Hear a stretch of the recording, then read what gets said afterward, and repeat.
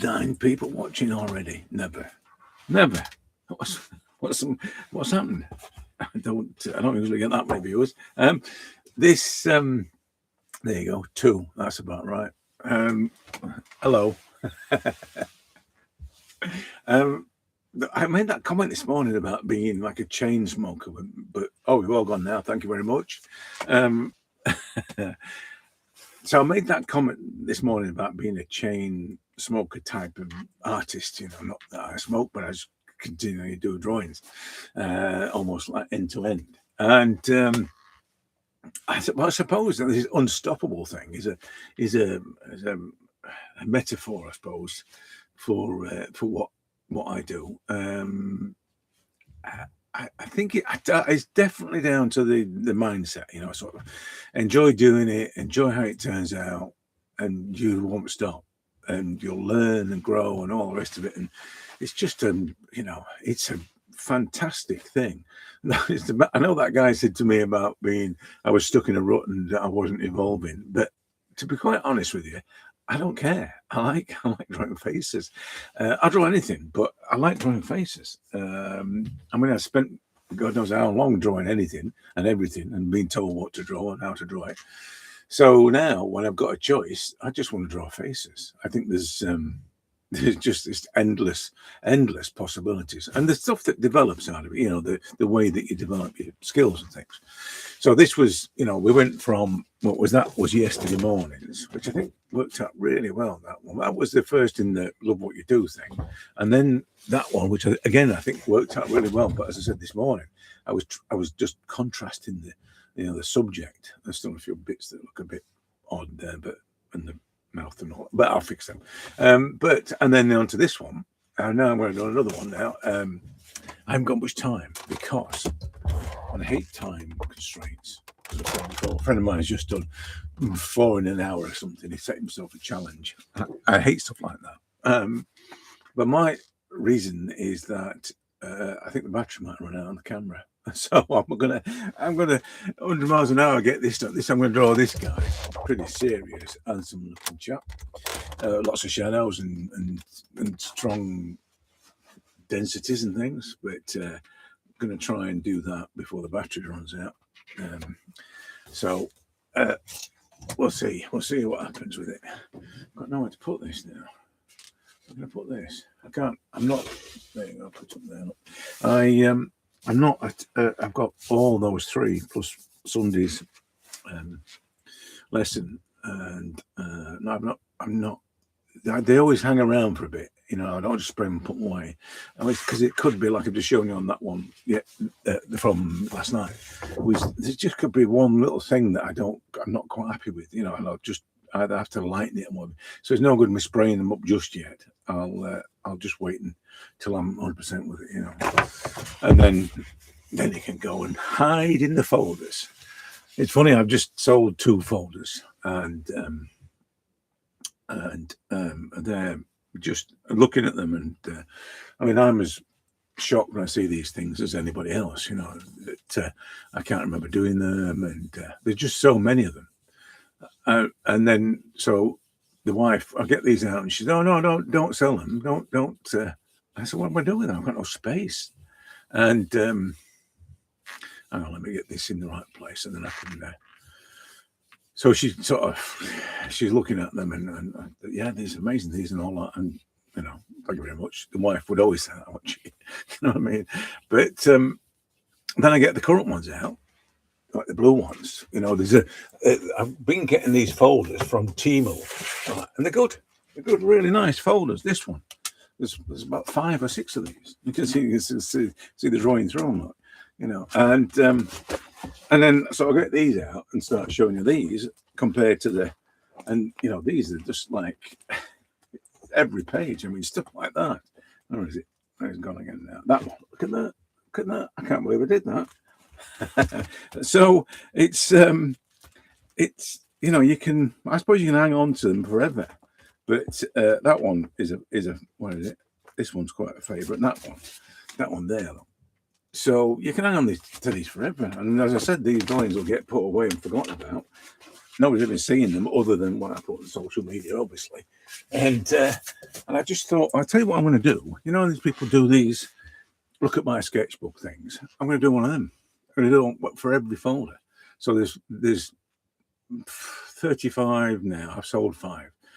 So, and I've got another 10 coming. So I'm going to go through each one of them and just talk about them. And, you know, as if it was me showing a sketchbook. I'm going to do that and just talk about the things because I can just, you know, the problem with social media is that the filters that they use, you know, the algorithm they use to format, if you like, the images can sometimes be a little bit.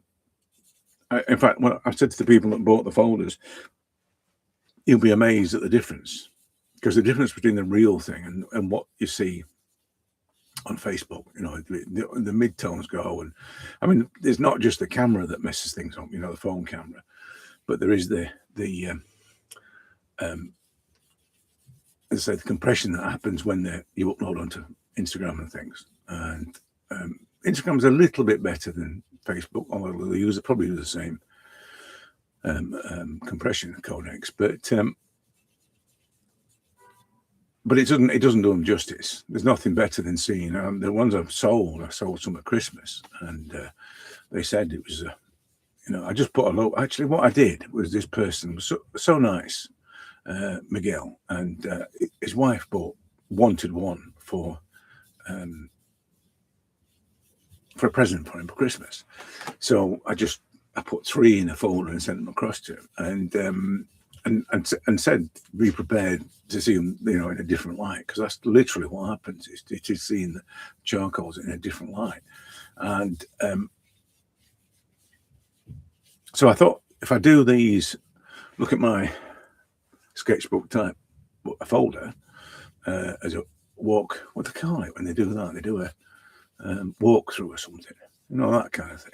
But it'd be quite a nice thing to do that. I could talk about them in a more objective way.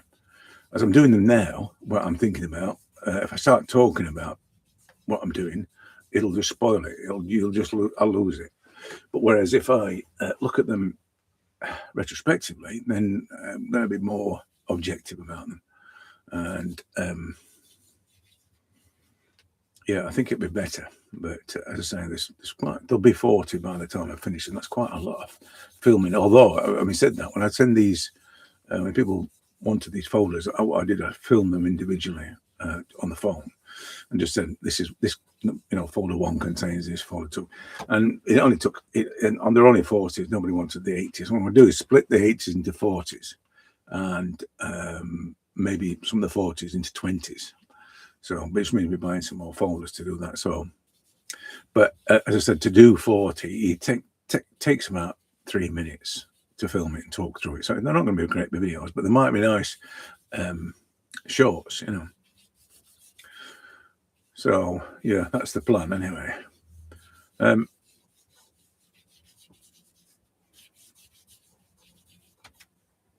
Other than that, I don't think that, you know, the unstoppable thing, which is what I'm trying to talk about here, the unstoppable thing is kind of a consequence. It's not a deliberate thing, you know. I'm unstoppable because it's a consequence of me loving doing it, which is what I've just uploaded I know that I've done it as a live, but the trouble is with the lives, YouTube doesn't show the lives like it shows the video, so I don't get there. And sometimes I end up with both live and video up there. But I just took the back and the front and the back off the lives, and then, because I'm recording this now, so I'll take the front ramble and the back end ramble off, and then just upload it as a video.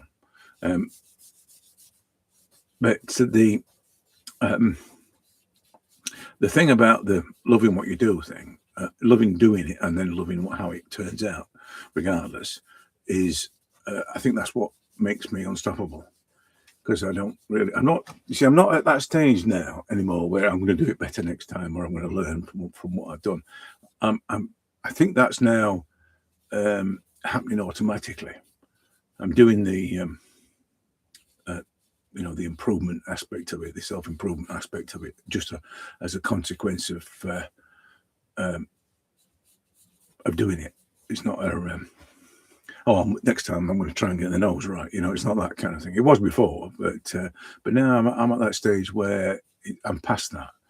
I'm past the, you know, I tell you what, one of the things, I don't think these women that I've done have the problem, but that one might have. But in the early stages, this, what I used to call a Madonna kind of pose, where you'll probably see less of the other side of the face as well. It depends on what stuff I can get hold of. I'm still filling up. It depends on what reference I can find. But I used to sort of have issues with the edges of things that, you know, if it was sliced like that, so you only saw less than a quarter of the face. So I always had problems with that. It was always like refining and tweaking and you know, and doing that. To some extent, I'd still do that, but it's not so much a conscious thing anymore. It's just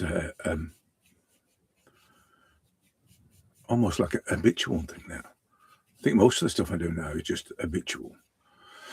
As you can see, I'm doing it now, and all this, I can see the tones are actually evolving there. I'm not really thinking about, oh, I'm going to do. I can see what I'm doing. I can see I'm looking at it, and it's happening, but it's not really. Oh, I'm going to. I've got to sort that out or whatever. It's not. I'm going to make sure that's right. It just happens, which is great. I think that's probably because of the unstoppable thing. You know, my habits have been formed by simply doing it. You know, I mean, I obviously had all the considerations that you have to have, alignments and, you know, relationships and stuff. But I've had all of that, as well as continually doing it for 4,000 times, which is like, if you'd asked me how many times would you think you're going to do this, I'd have said, I don't know, a couple of hundred. You know, somebody said on one of these professional groups, they said to this dismissive, they dismissed this guy that was, I don't know what was happening with them, but he was getting some kind of feedback. And this guy said to him, come back when you've done 200 and then we'll talk. And I thought, hang on a minute, come back when you've done 4,000, then we'll talk. You know what I mean? It's like, oh, it's just one-upmanship. I've got a bigger camera lens than you, kind of thing, you know, which is always the problem with photographic groups, you know. Equipment matters, size matters. Look at the size of our lens, ladies. No, it's a funny thing, the quantity thing. And I don't really, apart from the piles that I've got now, I've got the piles of drawing, by the way, I didn't mean anything else then. The piles of drawing I've got now, I'm not conscious. And then I've got 2, 4, 6, 8, 10, 12, 14, 16, 18, 20, 25 folders up there. And then I've got whatever's left behind me. So, but other than that, I don't see them. So, as I said before, these drawings get put in a folder and forgotten about. And then I open them up and think, wow, who's done these? Who's done these? Who's the artist then? Yeah, so you can see I'm up against it. I'm up against the clock. What was this? 14 minutes. I bet I can do this half an hour. I don't want to brag or do, you know, say, oh, I can do it in X amount of time. I don't want to do that. I think it's a completely wrong mindset to have. But I'm conscious of the battery running out. That's all. And it'll probably turn out brilliant and the battery runs out. I've done that before. The drawing turns out great, and then people will say, did you record that one? No, the battery ran out. Or, which touch wood, right? YouTube has not been playing up lately. It has not been chucking me off. Like, you know, the other week it was every 5 minutes it was dying. Not doing that at the moment, and I'm probably tempted fate by saying that. So, yeah. One of the things is this shorter piece of charcoal. It's a big thing. Because of and I was talking about that yesterday, you know, there's longer pieces in this pack. I'm still using the shop bought stuff now, you can tell. But there are longer pieces in this pack, like this. Okay, and the problem is I'll end up doing that, Whereas when I have this bit, and I hold it in a cradle anyway, I'm drawing like that half the time, drawing on its side. So I'm getting larger marks and basically covering. That's why that appeared pretty quick, because of the the side on mark making. And when things appear quick like that, it's good, because I can, you can, they might be wrong, but it you see progress that early on, and it just spurs you on. I think that's the thing. It just spurs you on to sort of do it and fix it if need be. I think also the other thing about it is that, and this is the unstoppable thing, is that once you've got a mindset of acceptance, I think that's a big thing. That and people talk about things like that in life lesson stuff. Acceptance. One of the things for me is accept. I'm not really a gratitude man. I'm more an acceptance. So I think also when you're drawing like this, you're kind of accepting what's happening, accepting the way the marks are being formulated, and not trying to make them perfect. And that's a big thing as well. So if you have the kind of accepting mindset, and you can see that as you're developing it, you can see that it's going in the right direction, and accepting the marks for what they are, regardless of whether they're 100% accurate, it tends to evolve a lot quicker. And like I said this morning, it is about evolution for me. It's not really about the precise accuracy to start with. It just evolves.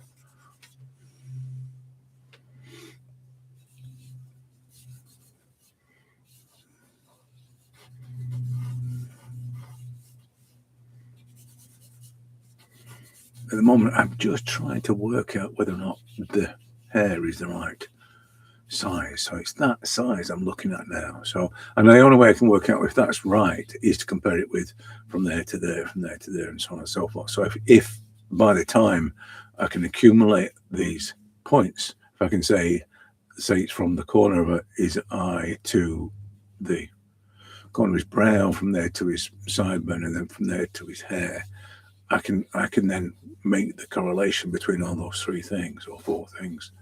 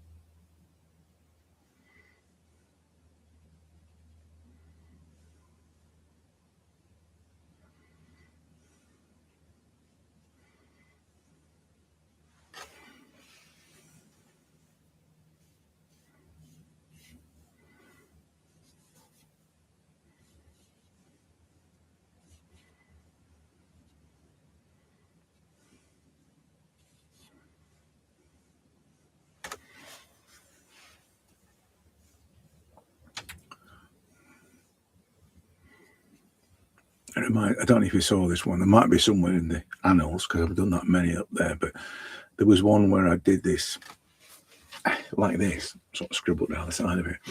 And I was trying to make the point of it didn't matter about, the execution side of things. It was that, if it was able to communicate the tonal values and indicate the shapes. And so I ended up just leaving it like this. I just left it like that, and quite random marks and things. This bloke said to me, "It's just scribbling, mate. It's just a scribble," and just a scribble to me, mate. So it's probably right. It is just a scribble,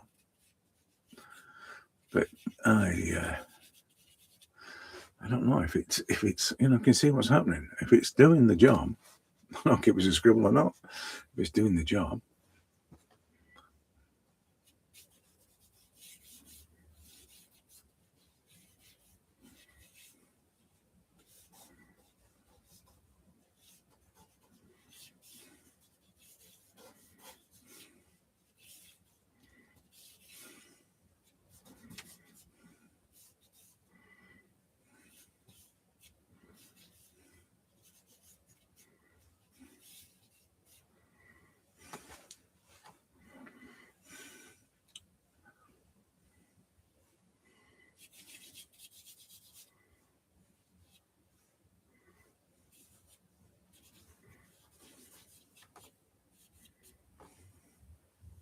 And I'm tempted to do exactly the same thing again because of the fear of the battery just running out.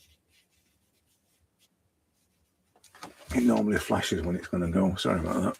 I've seen my ugly mush, but yeah, it will flash when it's starting to go. So, and I can only see it if I look at it. So if every now and again I keep bobbing my head in front of the camera, you know why? I'm trying to work out if I've got how much life I've got left in it.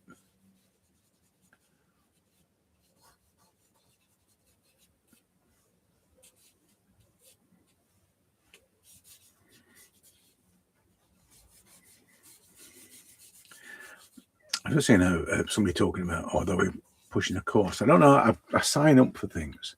I sign up for other people's courses. And anyway, this one came through this morning about how to get, dark blacks, how to get dark blacks in your drawing. And it just struck me then that it's kind of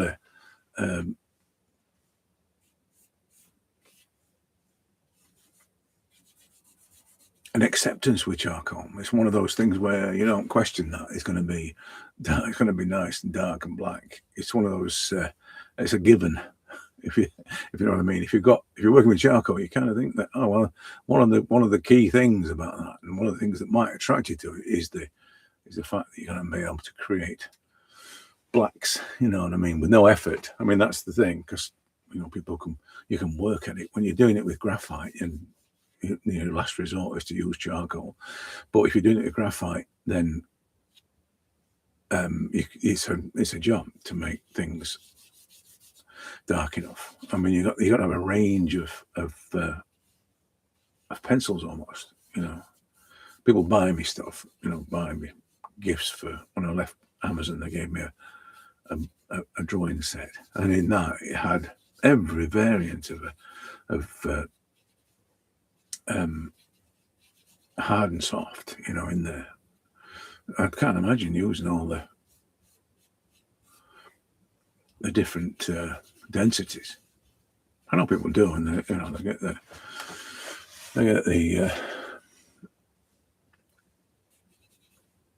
grades using different, the graduations of the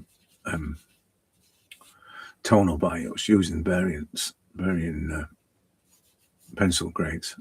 But the only time when I was doing technical illustration, that was the only time that I worried about the grade of pencil. Whether it was an HB, and we more or less you draw it's not like normal drawing. It was, and it's not even now a thing. But back in the day with technical illustration, it was, you draw it very light in a hard H pencil, and then work over it, airbrush or whatever, but that was the only reason I'd use it. And then when I went to the Brickhouse Art Circle, I just used to buy what was called sketching pencils. We used to get them from our art supplies for the studio, and I used to bring them back and give them to the members of the group. But that's the only time I really worried about grades of pencil. And I think if you're doing representational, photo replication stuff, you got to do that. You got to know about those. And then of course there's the paper, and then there's the types of pencil, the makeup pencil. Sorry, graphite. Yeah, I see these people. I've done this in graphite. Is that same as a pencil? Yeah, it's a pencil. So why do you call it a pencil then? Because it's graphite. Makes it sound more grand, doesn't it? I've done this in graphite. Well, I've done this in charcoal. You can't say any other way, can you? You can say it's compressed or it's fine. It's fine charcoal. People say as if it's some kind of snobbery thing. It's like the people that talk about drawing. I've drawn this from life. Really? Still crap though, isn't it? You know what I mean? It doesn't mean to say it's going to be any better, despite what people tell you. I'll tell you that for note. Because I get those drawn from life warriors dissing what I do.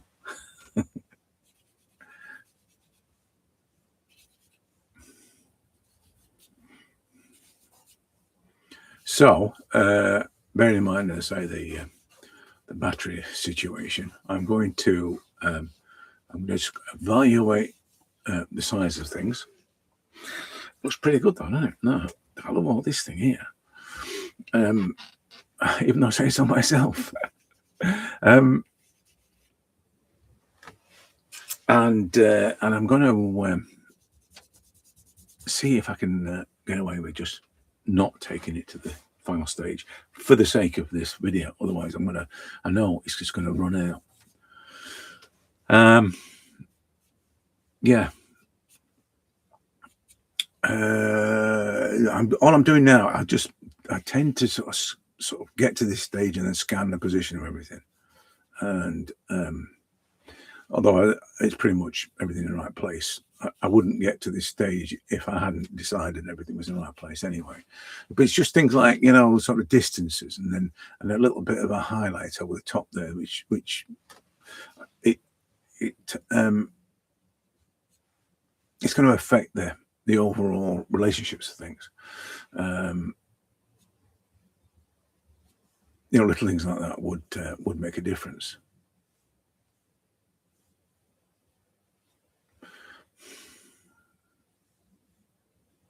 On the girl, I think it was this morning, the eye appeared to be too big, and it was just because the shapes around it weren't properly balanced. You know, the tone of the shapes around it weren't balanced properly. You know, in relation to the thing, not necessarily a replica of the reference, although obviously that's a big thing. That's the you know the objective, but more so to capture relationships with tones, and that would be about balance, not necessarily a replication of tonal values. I have this discussion all the time with people talking about singular tones. You know, it's a singular thing. It's going to be like, that's the tone. You can replicate all you like, but you can create form in a complete. You see, you know, there's people that paint with the wrong color. You know, those people, and they do a great job. It still looks like the face, still looks like the person, because they understand about, you know, the relationships with tones, how tones work. Well, they understand the importance. You know, I don't think you need to know how tones work, and that's all a bit unnecessary. You know, how tones cast on a sphere and all that sort of thing. I don't think it's all really it's a bit like the thing this morning. We were talking about the idiot thing, and I was talking about with Harrison, and we were saying about the self-awareness thing, which is what essentially means, you know, the foolish thing. What they're saying is that people are not self-aware enough to understand the difficulties and comprehend the difficulties of a task. But it doesn't apply to us, because we can be self-aware of the difficulties and still do it. You know what I mean? And still have a go. And that's what it should be like anyway. So yeah, I'm going to leave it at that, because I'm just worried about the battery. But I'm going to leave it at that, and then I'm putting this in because I've talked about this the neck plinth thing before. Sometimes it's like I need to create. You see what's happened with that? I need to create something to suspend the neck. Sometimes it's about the pose and the way that the shoulders would inform the reason why the head's doing that. But other times it's just a case of I don't want the head to be too cut out. I'd rather it be on a plinth, you know, on the neck, on the collar.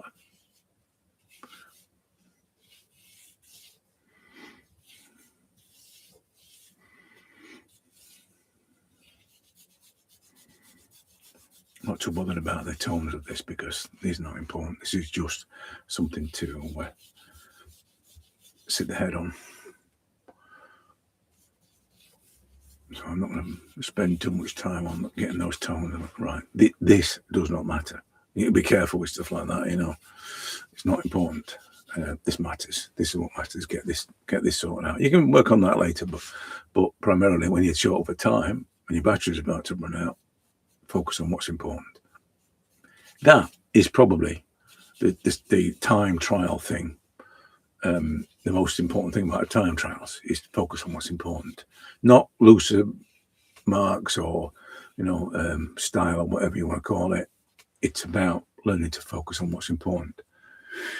But there's many ways to do that. It's not just about working quicker.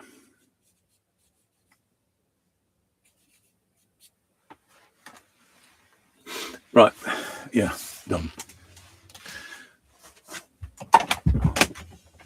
Yeah. Okay, right, okay, so the next one.